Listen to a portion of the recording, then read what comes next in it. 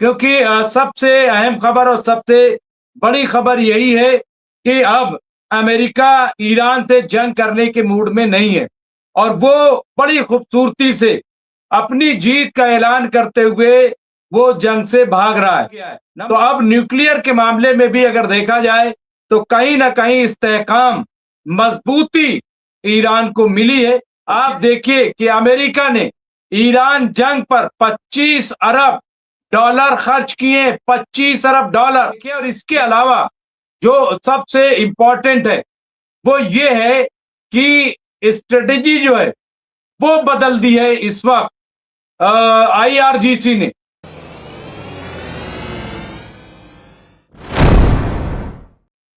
आदाब, मैं हूं मुमताज आलम रिजवी और इस वक्त मैं आपकी खिदमत में लाइव हाजिर हुआ हूं।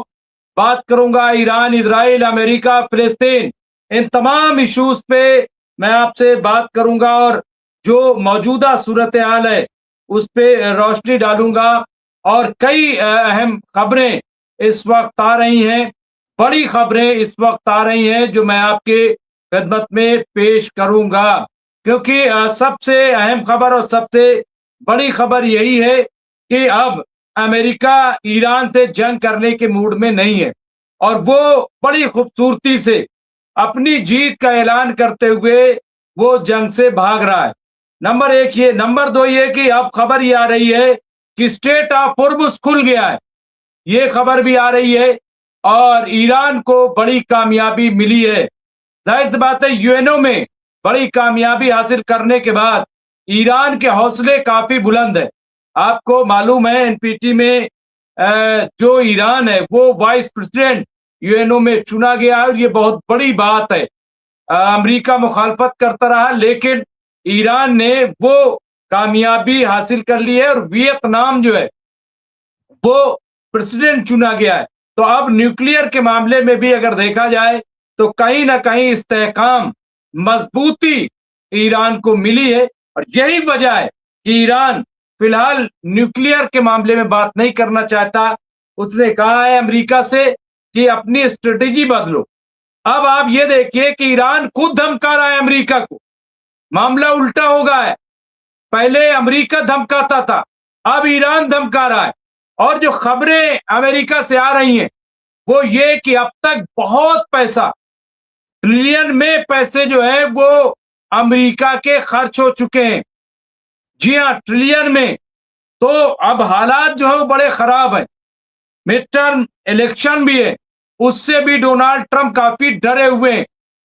उनको लग रहा है कि जिस तरह से महंगाई बढ़ रही है, खाद नहीं मिल रही, किसान परेशान है, हालात जो है वो बद से बदतर हैं।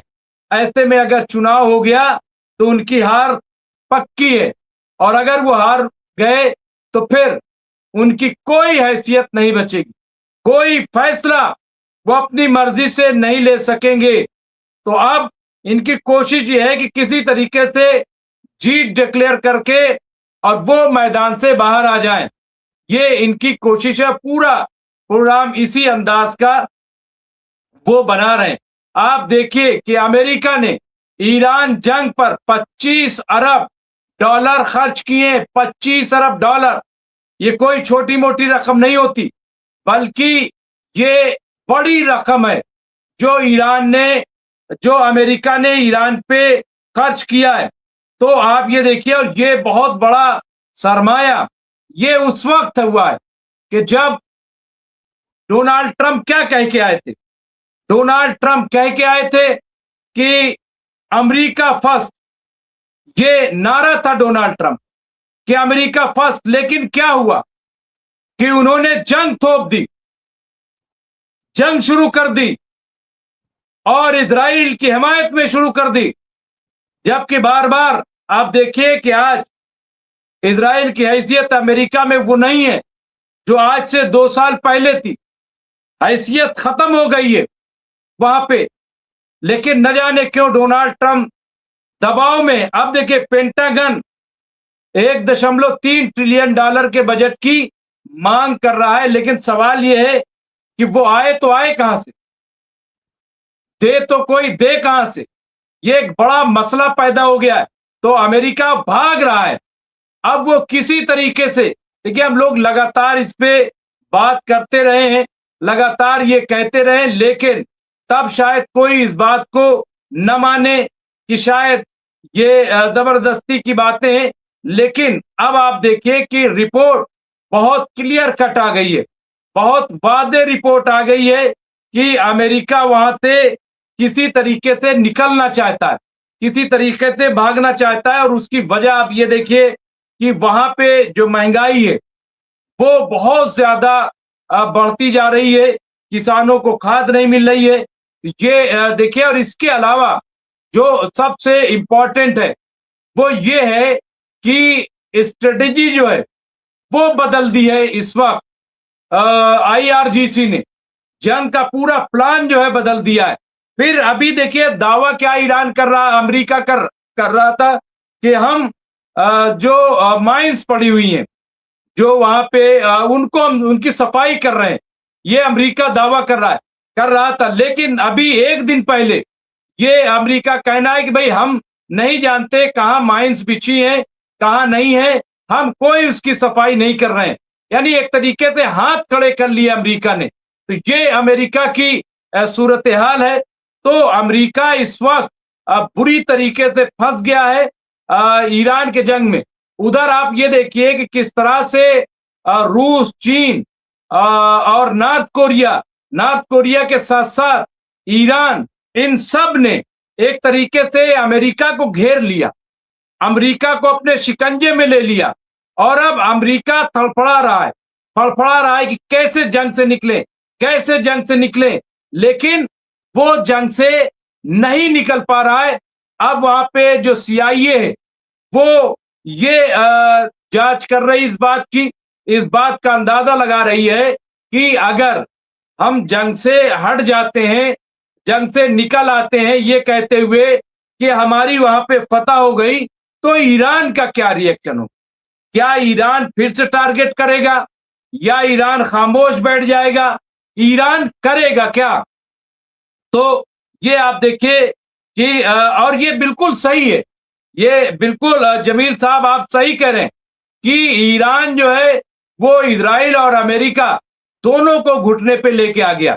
हालांकि इजराइल अभी ताबड़तोड़ लेबनान पे हमले कर रहा है, लेबनान में बड़ी तबाही वहां पे की जा रही है। और ऐसा दावा कर रहा है, अभी तक का जो दावा इजराइल का वो ये कि हमने सारी सुरंगें, सारे टनल जो हैं वो हिजबुल्लाह के तबाह कर दिए, अब ड्रोन तबाह करने हैं।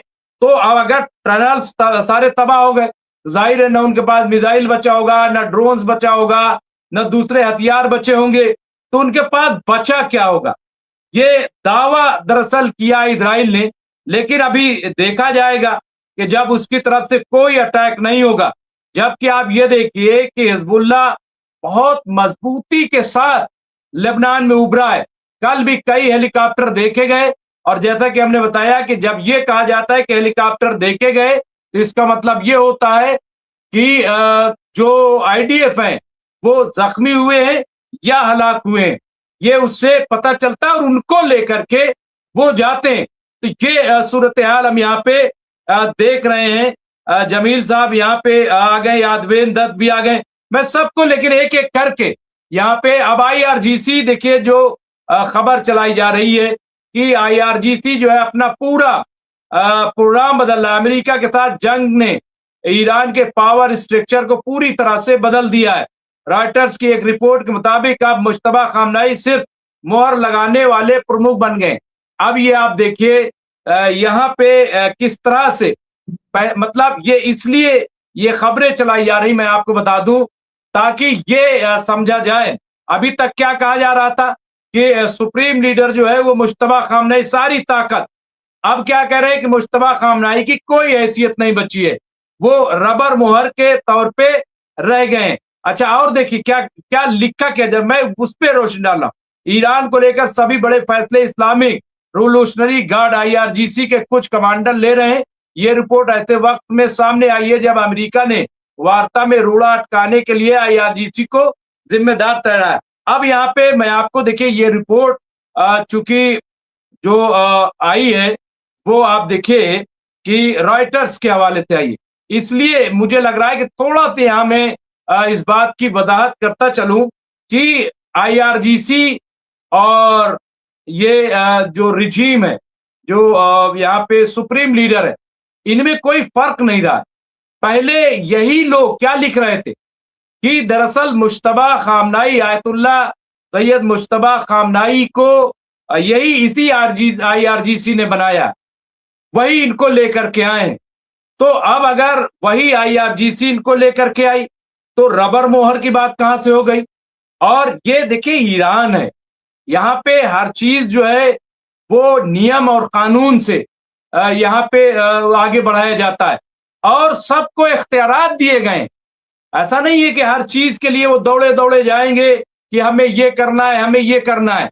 अगर ऐसा ईरान में होता तो जितने कमांडर्स फर्स्ट लेयर के मारे गए थे, जिस तरह से आयतुल्ला सैयद अली खामनाई साहब को शहीद किया गया था, या और जो लोग मारे गए, तब तो कोलैप्स कर जाता ईरान। ईरान में कुछ बचता ही नहीं और वहां पे पूरा अमेरिका हावी हो जाता। लेकिन ऐसा नहीं हुआ। ऐसा इसलिए नहीं हुआ कि वहां इख्तियारात बटे हुए हैं, वहां सबको सबकी पावर का पता है। अब जहां तक आयतुल्ला मुश्तबा खामनाई, पहले तो ये प्रोपगंडा किया जा रहा है कि साहब मुश्तबा खामनाई है कि नहीं, वो जिंदा है कि नहीं है, अलग अलग तरह के। अभी एक जो है पोस्टर लग गया था ईरान में, पोस्टर ये लग गया था कि वहां पे एक मशहद से 200 किलोमीटर दूर जगह है, वहां पे एक प्राइवेट ऑर्गेनाइजेशन है, वह एनजीओ है, उसने जो शोहदा हैं उनकी तस्वीरों के साथ आयतुल्ला मुश्तबा खामनाई की भी तस्वीर लगा दी कि साहब, चूंकि ये होता है कि जो हयात होते हैं उनकी तस्वीर लगाई जाती है।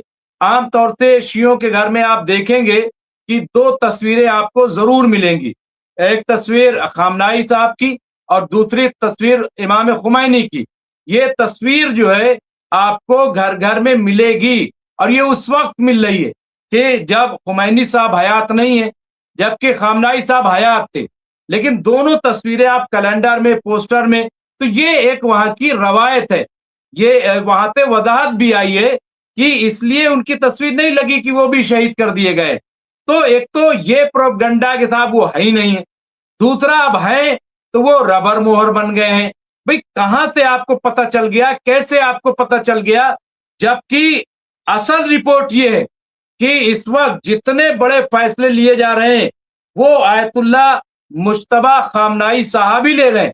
और अभी आपको याद होगा कि जब ये ईरानी डेलीगेशन पाकिस्तान और ओमान और रूस गया था तो क्या कहा था कि हमें थोड़ा सा वक्त चाहिए और तजवीज तैयार करने के लिए। क्यों? क्योंकि हम इस पे जो हमारे सुप्रीम लीडर हैं उनसे हम बातचीत करेंगे, आयतुल्ला मुश्तबा खामनाई साहब से बात करके, और तब हम कोई फैसला आपके पास लेकर के आएंगे।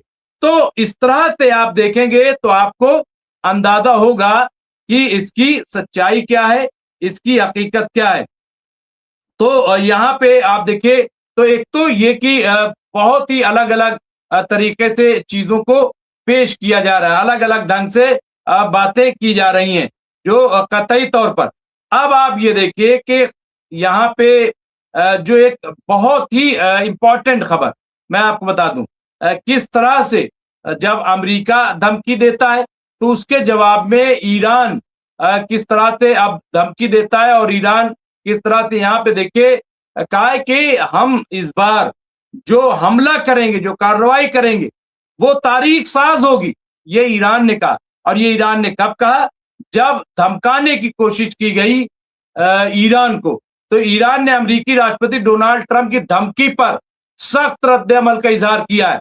ईरान ने कहा कि अगर अमेरिका ईरानी जहाजों की जब्ती जारी रखेगा, यानी उन्हें जब्त करना जारी रखता है, तो वो गैर मामूली फौजी कार्रवाई कर सकता है। इससे पहले ट्रंप ने धमकी देते हुए कहा कि ईरान अपने मामलों को ठीक से नहीं संभाल पा रहा है, उन्हें ये नहीं पता कि परमाणु रहित समझौता कैसे किया जाता है। बेहतर होगा कि वो जल्द ही समझदारी दिखाएं उधर ईरान ने अमेरिका को भेजे नए प्रस्ताव में परमाणु समझौते पर बातचीत की बजाय अमेरिकी नौसैनिक यानी स्ट्रेट ऑफ होर्मुज पर बातचीत करने की बात कही है। और रूस ने अमेरिका को ये मशवरा दिया है कि आप जो है थोड़ा से जो आपका ईरान का न्यूक्लियर प्रोग्राम है उसमें तब्दीली लाएं, उसमें थोड़ा से तब्दीली करें। तो ये उन्होंने कहा है। मैं आ रहा हूं यादवेंद्र भाई, जमील भाई, तमाम लोग, मोहम्मद जाकिर साहब, नूर साहब, तमाम मैनुद्दीन सलमान साहब, मैं आ रहा हूं। मैं एक एक करके यहाँ पे जो खबर है वो मैं दे देता हूं।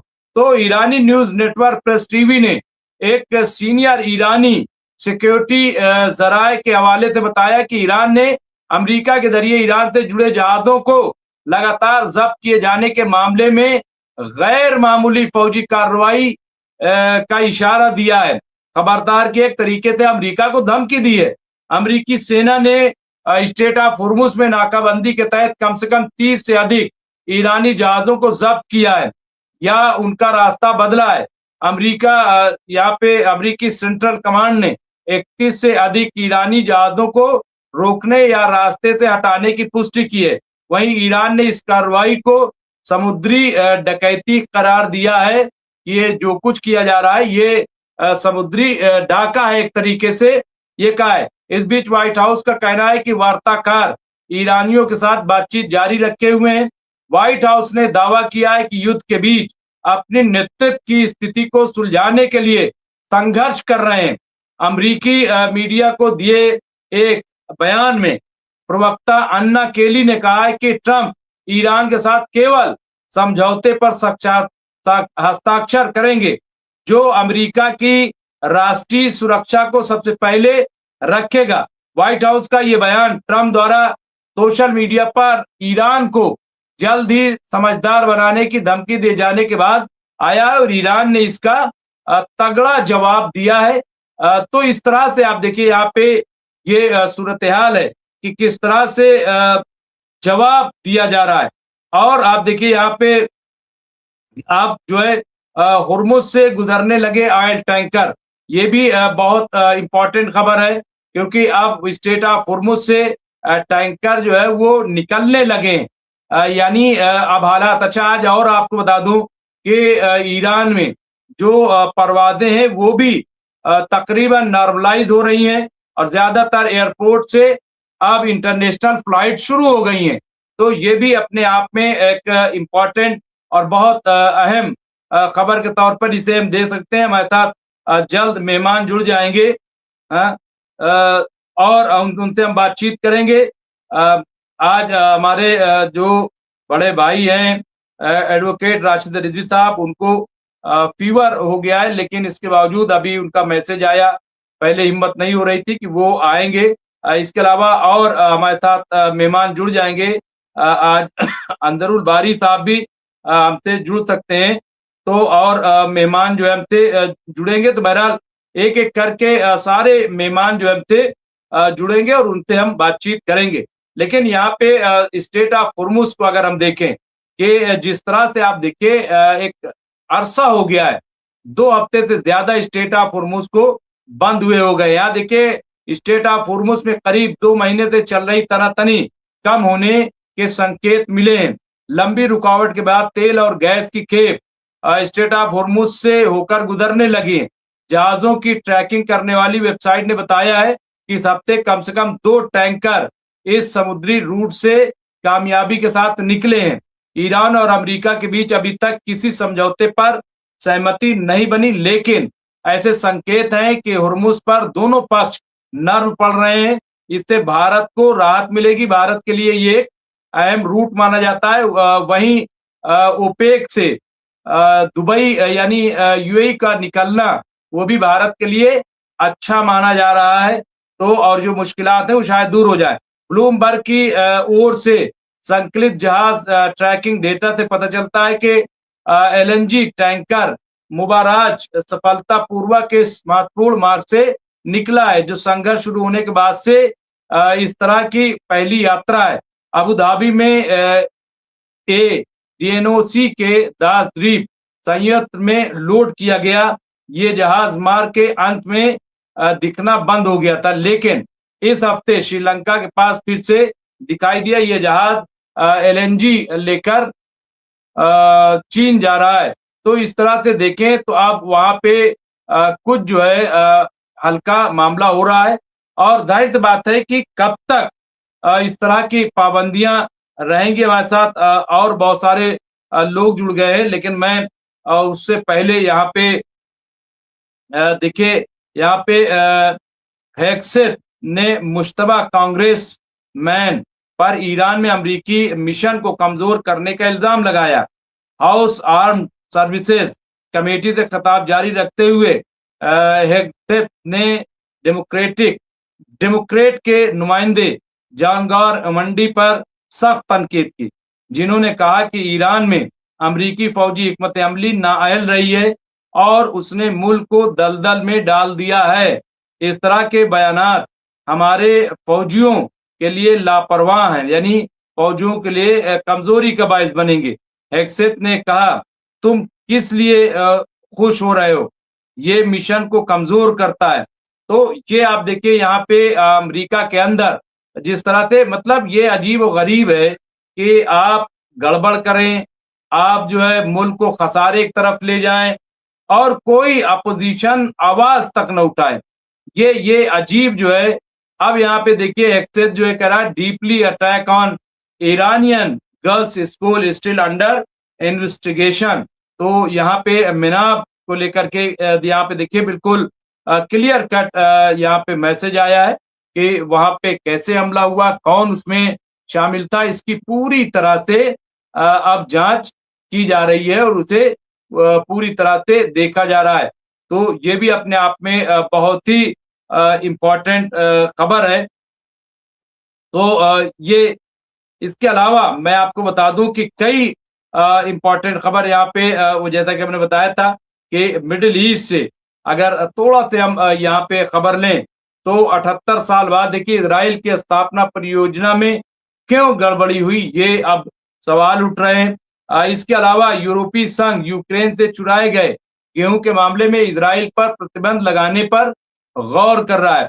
इसके अलावा सेंट पीटर्सबर्ग कैसे तेहरान की आखिरी रणनीति जीवन रेखा बन गया है, इस पर भी चर्चा हो रही, इस पर भी बातचीत चल रही है। यहाँ आप इसके अलावा देखिए संयुक्त राष्ट्र जो है वो क्या कह रहा है, तो कहना है कि स्ट्रेट ऑफ हॉर्मुज से जहाजों की आवाजाही में 95% की गिरावट आई है और ये बहुत बड़ा खसारा इसको माना जाएगा, खसारा इसको। इसके अलावा देखिए यहाँ नेतन्याहू ने हिजबुल्लाह के ड्रोन का मुकाबला करने के लिए विशेष परियोजना बनाने का ऐलान किया है कि आप जो है इस पे एक खास आप वो बनाइए, पैमाना बनाइए, खास जो है टीम बनाइए, ये उनका कहना है। तो इस तरह से आप देखिए यहाँ पे बिल्कुल साफ चीजें नजर आ रही हैं। तेल टैंकरों की जब्ती पर जैसे कि हमने बताया कि ईरान ने बहुत ही शदीद रद्द-ए-अमल जाहिर किया है और उसकी कोशिश ये है कि किसी तरीके से ये स्ट्रेट ऑफ हॉर्मुज जो है वो खुल जाए। तो हमारे साथ एडवोकेट राशिद रिजवी साहब जुड़ गए हैं। या जमील साहब लिख रहे हैं, ईरान आज नहीं तो कल इजराइल से सूद के साथ बदला लेगा, ईरान अभी सही मौके का इंतजार कर रहा है। हसन रिजवी साहब लिख रहे हैं, ईरान को मिला जमीनी रास्ता, पाकिस्तान ने 6 कॉरिडोर खोले, अब चीन के लिए सप्लाई वाया पाकिस्तान होते हुए शुरू हो गई है। ये भी अपने आप में एक बड़ी खबर के तौर पे इसे हम ले सकते हैं